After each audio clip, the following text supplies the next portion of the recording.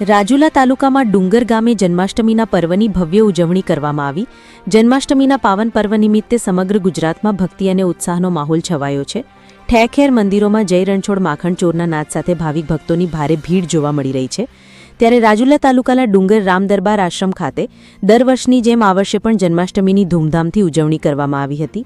જન્માષ્ટમીના રોજ નીલકંઠ મહાદેવ મંદિરે મહાપૂજા કરવામાં આવી હતી।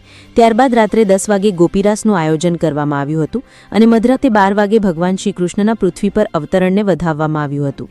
આ પ્રસંગે ભગવાનની આરતી ઉતારવામાં આવી, જેમાં મોટી સંખ્યામાં ભાવિક ભક્તો ઉપસ્થિત રહ્યા।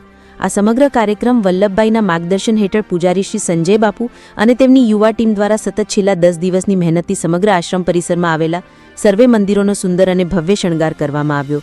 સમગ્ર ડુંગર ગામે જય રણછોડ માખણ ચોરના નાદ સાથે ભક્તિમય વાતાવરણ ગુંજી ઉઠ્યું હતું।